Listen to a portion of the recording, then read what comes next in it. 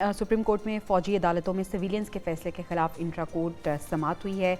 Justice Aminuddin Khan की सरबराही में 7 रुकनी bench ने ये समाअत की है और कल भी समाअत हुई थी, आज भी हुई है और कल तक के लिए समाअत को मुलतवी कर दिया गया है। ज़ुनैरा, सवाल ये है कि एक क्योस है जो और एक कन्फ्यूजन है जो कि बरकरार है। समाअत होती है उसमें डिफरेंट रिमार्क्स आते हैं, उन रिमार्क्स को हम डिस्कस करते हैं, लेकिन सवाल ये है कि अब इसका फ़ैसला कब आएगा और अगर फ़ैसला आता है, अगर फ़ैसला जो है वो ख़िलाफ़ आ जाता है तो फिर उस फ़ैसले का क्या होगा जिसके तहत सज़ाएं दे दी गई हैं सिविलियंस को। इसके दो जवाब बनते हैं, एक तो पाकिस्तान के कॉन्टेक्स्ट में और एक असूली कॉन्टेक्स्ट में। दोनों जवाब। देखिए, सुप्रीम कोर्ट के पास इस वक्त कंप्लीट इख्तियार है। पहले जो इन्होंने दिसंबर में कहा था कि आप इंटरिम तौर पे एक फ़ैसला दे रहे हैं, उसके तहत आपने जिसको सज़ाएं देनी है सज़ाएं दें, उनको जेलों में भेजें। उस वक्त हमें यूँ लगा कि इन्होंने ये इसलिए कहा है क्योंकि इतने अरसे से लोग अंदर हैं और ऑलरेडी इतनी सज़ा काट चुके हैं, तो चले उनका फ़ैसला करें। बट द थिंग इज़ कि अब जो दलीलें दी जा रही हैं, जो कुछ वहाँ पे आर्ग्यूमेंट्स हो रहे हैं, बेस्ड ऑन दैट अगर फैसला अगेंस्ट आता है तो फिर उसको कैसे जस्टिफाई करेंगे जो पहले फैसला दे चुके हैं। एग्जैक्टली। और अगर वो डिसाइड करते हैं कि जो पहले फैसला दिया था उसी की कंटिन्यूएशन में ये लेजिटिमेट है, तो भी सुप्रीम कोर्ट की हिस्ट्री में ये लिखा जाएगा। मैं सबजुडिस मामला है, मैं इससे ज़्यादा कुछ कहना नहीं चाहती।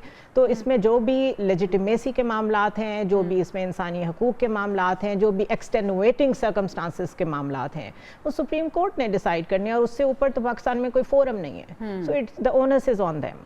आदिल साहब, कहा गया है कि इनका मिलिट्री कोर्ट्स में ट्रायल एपीएस जैसे मुजरिमान के खिलाफ ट्रायल के लिए था। देखिए, कई फैसले हैं जो सुप्रीम कोर्ट इससे पहले दे चुकी है और उसकी रोशनी में जो है वो सिविलियंस का ट्रायल भी हुआ है।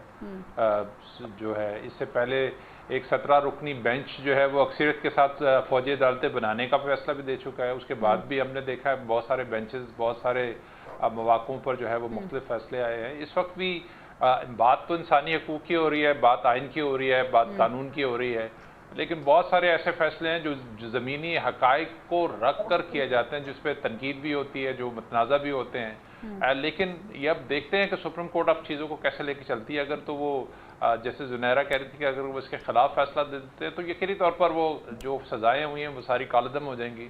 मामला जो है वो फौजी इंसदाद दहशतगर्दी की अदालतों में जा सकते हैं। लेकिन अभी जब तक केस का फैसला नहीं आता, जजेस अपनी उसमें जो तहरीरी जो है अपना वो राय नहीं डालते, उस वक्त तक तो कहना कुछ कबल अज़ वक्त है। लेकिन पाकिस्तान के अंदर जो हम देखें कि बहुत सारे ऐसे फैसले हैं जिसमें आइन और कानून के लिए जवाब भी पैदा कर दिया जाता है कि कौन सी चीज़ जो है अब वो आइनी है और किस कानून के तहत ये चीज़ आ रही है। अभी देखते हैं, जजों के अपने अपने रिमार्क्स हैं। अभी तो रिमार्क्स सुनकर तो ऐसे लगता है। ठीक है नजम अली साहब, जब ये फैसला जो है नीड ऑफ द है तो फिर इसमें इतना डिले क्यों नजर आ रहा है?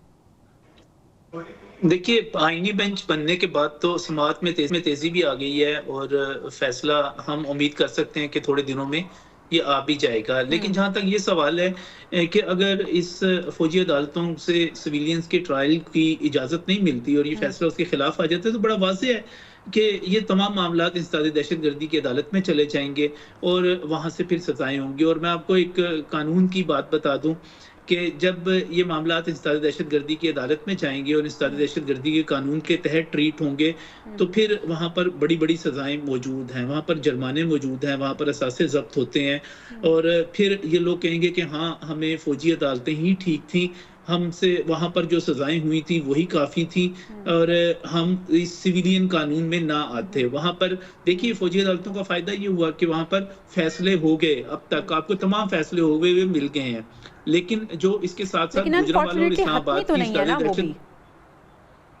कौन से क्यों जो फैसले हो गए सुप्रीम कोर्ट से मशरूत सुप्रीम कोर्ट के फैसले से मशरूत है ना। फैसले तो हतमी मौजूद है, वो रिहा भी हो चुके, सजाएं भी भुगत चुके।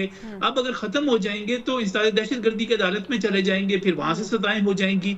तो ये इंसदाद दहशतगर्दी की अदालत गुजरांवाला की 51 मुल्ज़मान को सजा सुना चुकी हुई है। इसी तरह इस्लामाबाद की अदालत जो है वो भी 10 मुल्ज़मान को सजा सुना चुकी हुई है।